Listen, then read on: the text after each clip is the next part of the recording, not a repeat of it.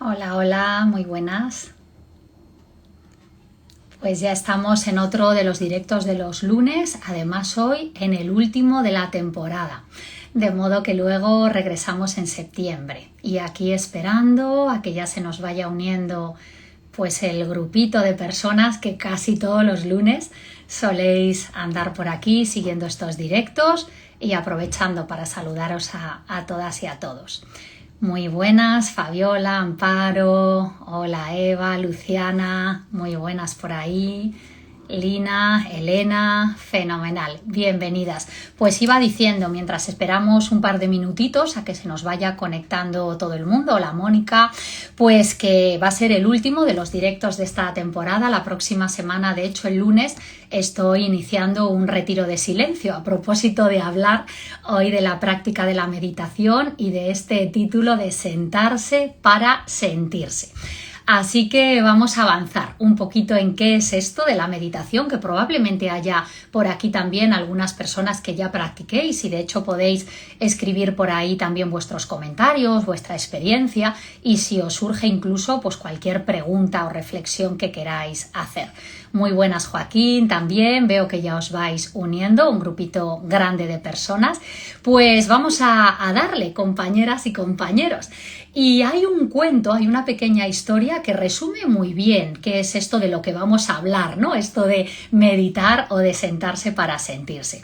Y habla de una persona que iba cierto día caminando por su pueblo y vio a lo lejos a un anciano que se le consideraba pues el anciano más sabio de la zona, ¿no?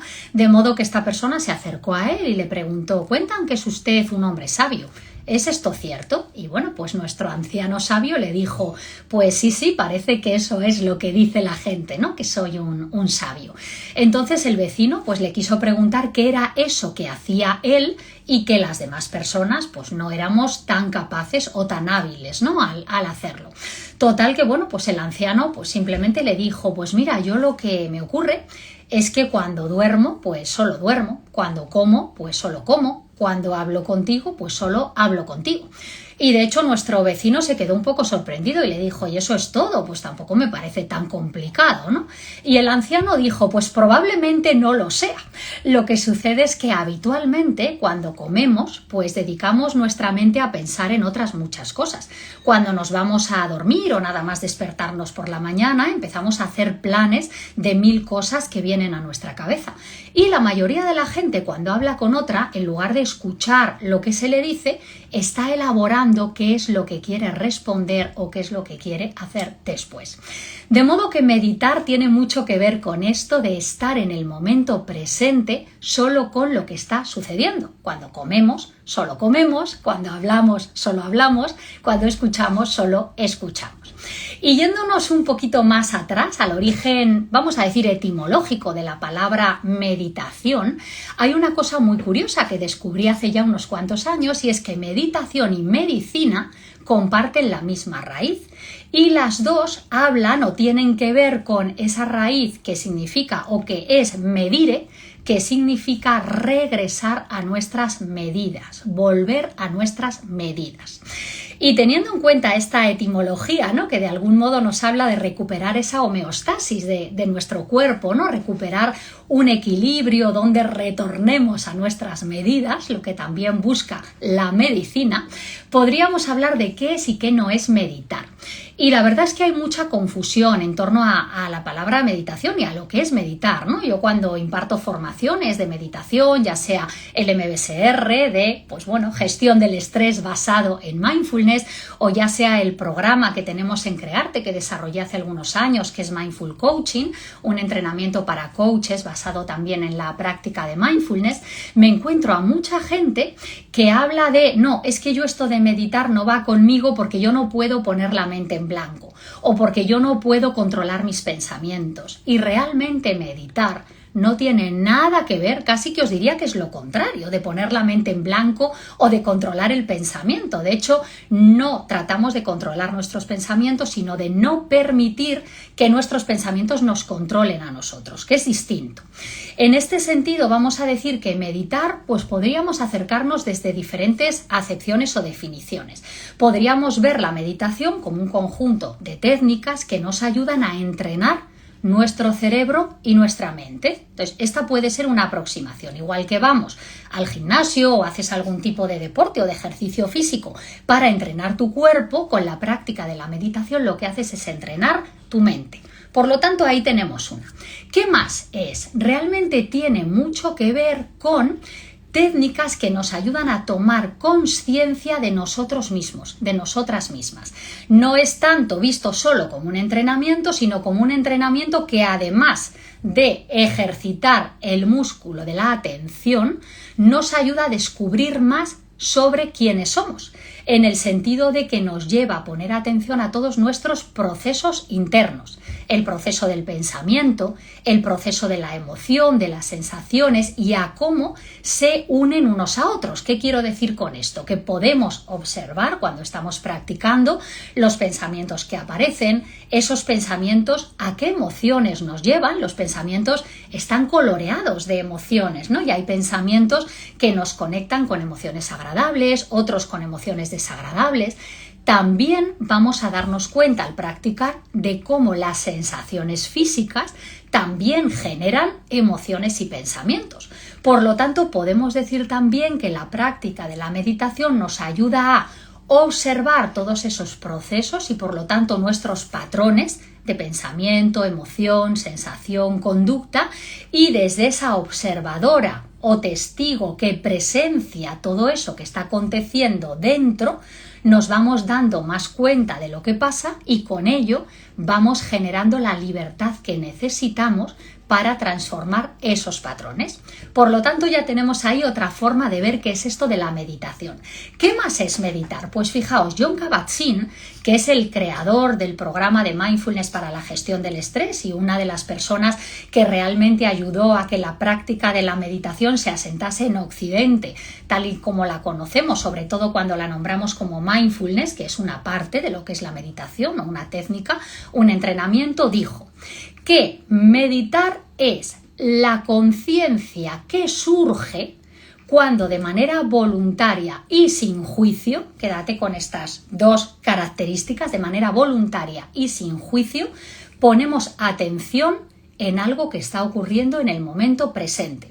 Por lo tanto, meditar, de acuerdo a la acepción de Jon Kabat-Zinn, no tiene que ver con observar, no tiene que ver con respirar, no tiene que ver con controlar los pensamientos, sino con todo eso que vamos descubriendo gracias a llevar nuestra atención voluntariamente, esto es de manera deliberada, en el momento presente y sin juicio. Y hay otra definición que a mí es la que más me gusta de todos, también de Jon Kabat-Zinn, que dice que meditar es un acto de amor a uno mismo. Y desde luego yo, cada vez que me levanto por la mañana para ir a sentarme a mi cojín, esto es lo que me conecta y esto es lo que me ayuda. Pensar en mi práctica como un acto de autoamor, de amor a mí misma. Así que si te sirve esa definición o cualquiera de las anteriores, ahí la tienes, ¿no? Si te ayuda a practicar. Avanzamos un poquitín más. ¿Y qué tipos de meditación hay? Realmente hay bastantes tipos. Ahora podemos simplificar, voy a simplificar en tres, ¿vale? En tres tipos. Hay un tipo de meditación a la que se llama meditación samatha, otra a la que se llama meditación vipassana. De hecho, probablemente si estás ya interesada o interesado en todas estas disciplinas, hayas visto por ahí alguna publicidad o información de retiro de meditación vipassana, ¿no? Y hay quien dice, eso es muy duro y tal y cual, ¿no? Pues tenemos la meditación samatha, la meditación vipassana, y podríamos incluir como otro tipo la meditación de la bondad amorosa, que puede ser otro tipo de meditación. ¿Qué distingue a unas de otras? Cuando hablamos de meditación samatha, hablamos de poner foco para crear más claridad mental. De hecho, la meditación sámata, cuando hay la meditación budista, suele empezar con un tiempito de lo que llamamos meditación sámata, que es entrenar nuestra atención en enfocarla en algo de manera consciente para ir eliminando ese ruido de la mente, ir calmando la mente e ir enfocándola en algo. ¿En qué solemos enfocar la atención cuando practicamos meditación? Pues elegimos un objeto, a lo que llamamos el objeto de la atención. Ese objeto puede ser algo externo, por ejemplo, un sonido, por ejemplo, un objeto físico, una vela, un Buda, lo que sea, algo en lo que tú, una planta, algo en lo que quieras centrar tu atención de forma deliberada y sin juicio, o puede ser un objeto interno, que es lo que tenemos más a mano internamente para prestar atención, la respiración. Ahora, además de la respiración, todo lo que son las sensaciones físicas, la sensación en tus pies, en tus rodillas, en tus manos, en tus hombros, en tu espalda. De hecho, el escáner corporal es una manera de ir poniendo atención a las sensaciones del cuerpo a medida que vamos practicando. Además de esta práctica, la que llamamos meditación sámata, que como decía te ayuda a enfocarte y por lo tanto a tener más claridad mental, está la vipassana.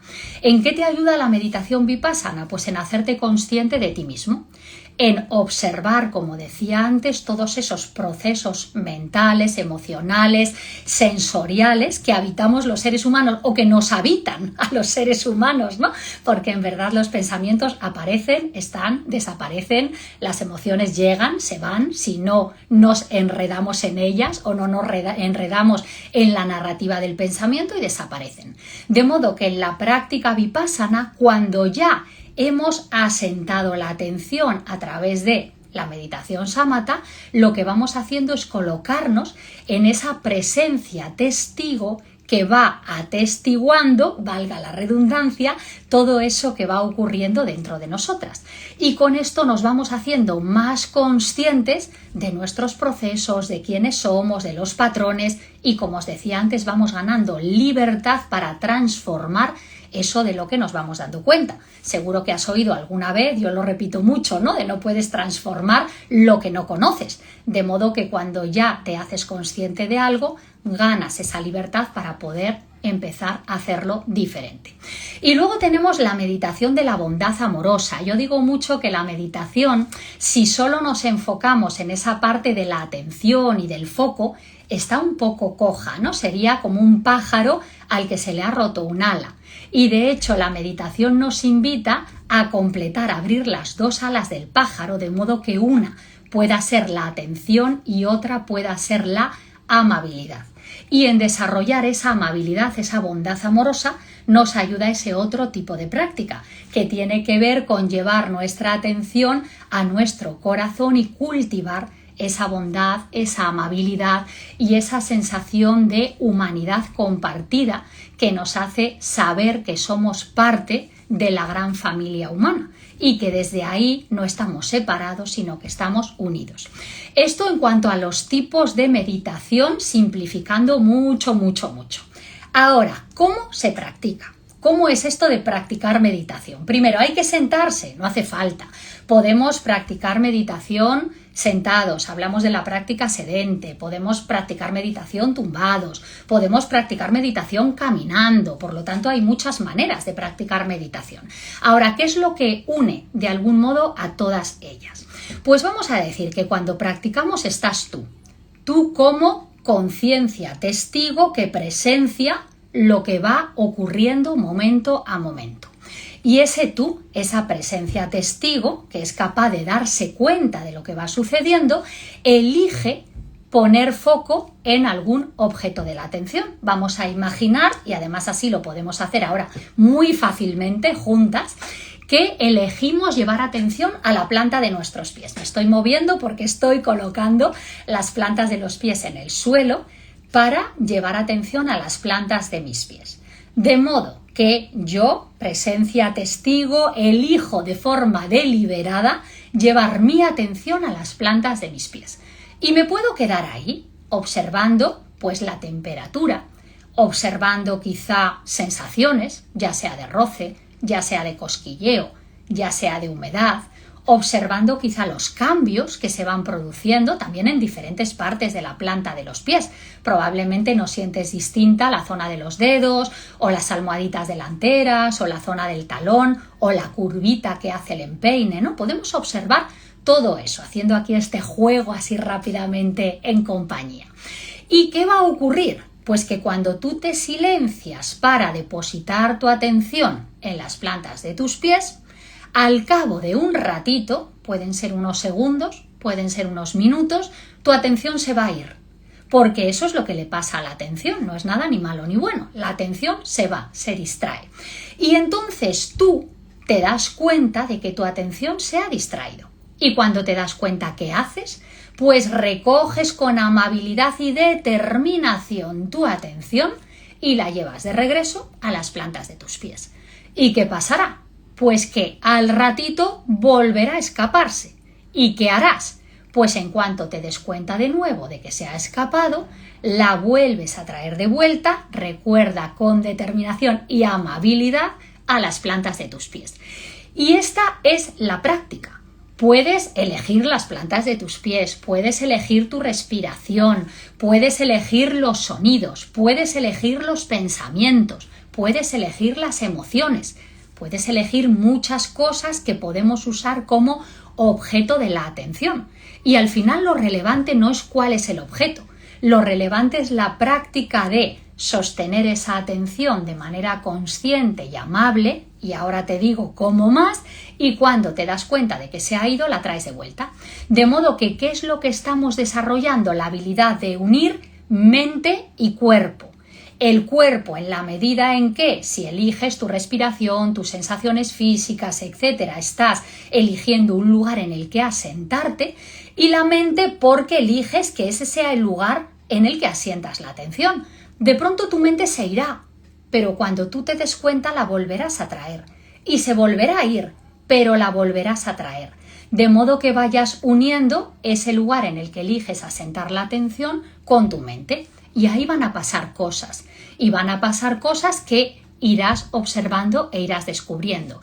Y todas esas cosas te irán ayudando a conocerte un poquito mejor a ti misma y a ti mismo, además de ayudarte a entrenar ese regresar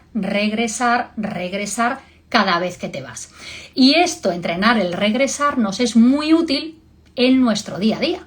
Porque en nuestro día a día elegimos habitualmente poner la atención en muchas cosas, ya sea en escribir un mail, en tener una conversación, en escuchar a alguien, en redactar un informe, y nuestra mente se dispersa, porque es lo que hace la mente. Y como tú te estás entrenando en tu práctica diaria en darte cuenta de cuándo se dispersa y en traerla de manera amable y sin juicio, estás entrenándote para la vida. Porque ese es el entrenamiento de la meditación, no los 10, 20, 22 o 45 minutos que te sientas o te tumbas para practicar, sino todo lo que ocurre después de ese ratito.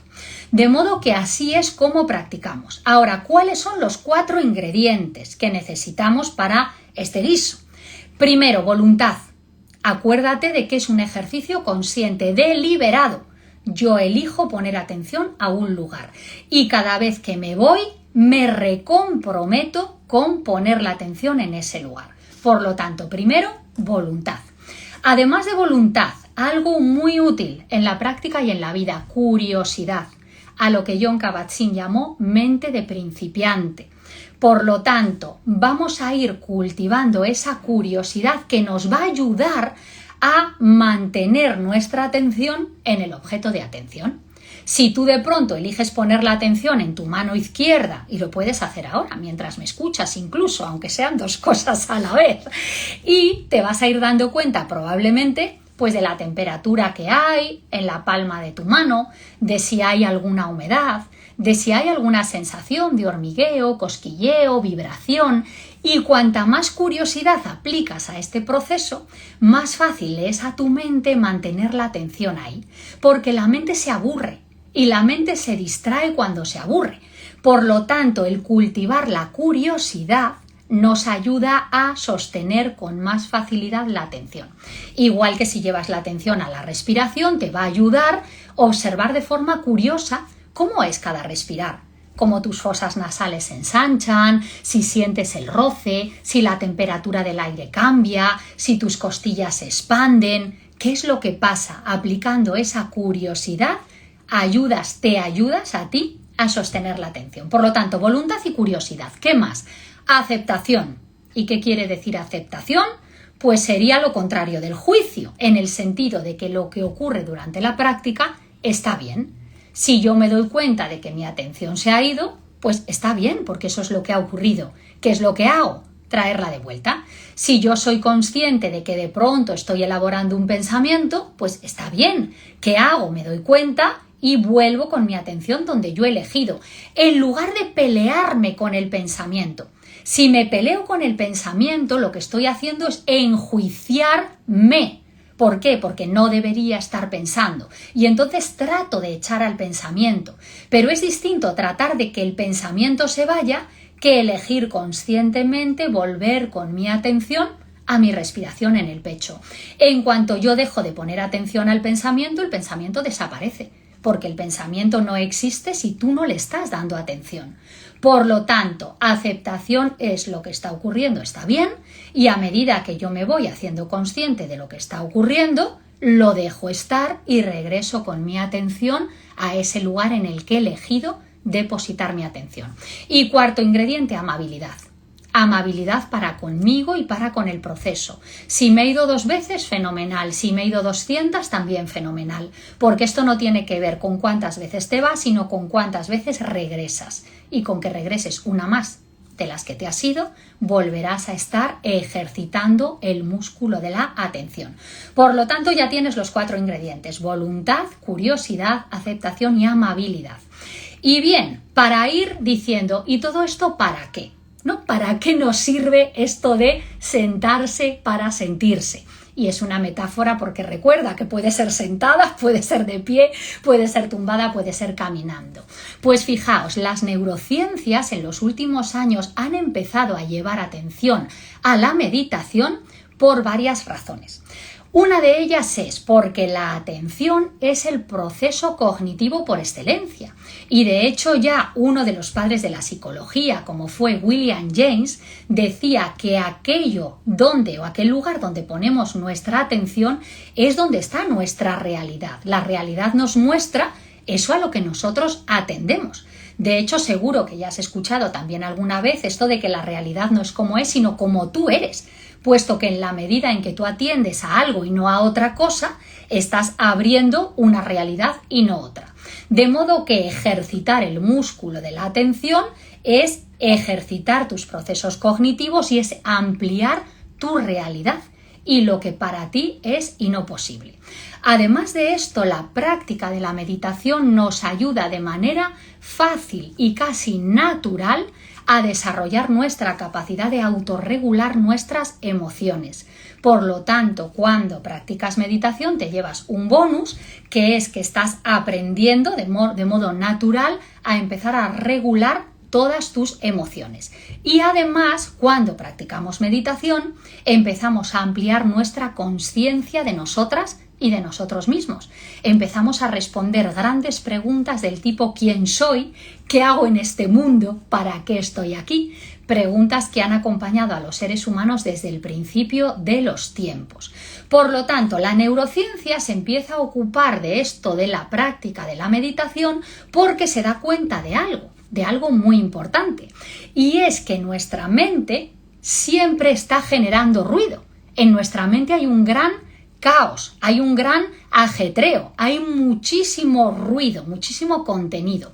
De hecho, Santa Teresa de Calcuta ya llamó a esto la loca de la casa. En el budismo se le llama la mente de mono. Ahora hay muchos nombres que se han dado a todo este ruido, la red por defecto, la corriente de conciencia, y todo esto nos habla de que aun cuando haya momentos en los que tú creas que no estás haciendo nada, nuestro cerebro realmente está continuamente trabajando. Y este excesivo trabajo al que está sometido nuestro cerebro hace que también haya algo que se llama mucha neuroinflamación. De hecho, lo que sucede es que la práctica de la atención nos ayuda, o la práctica de la meditación, a calmar nuestro cerebro. Y de hecho ya se dijo por el Dalai Lama que la meditación calma nuestro cerebro, calma nuestra mente. Por lo tanto, hay una correlación y podéis escuchar a Nazaret Castellanos, que habla muchísimo y muy bien de todo esto. Hay una correlación entre la práctica de la meditación y de la atención plena y el descenso de las probabilidades de padecer enfermedades neurodegenerativas, como la demencia, el Alzheimer, etc.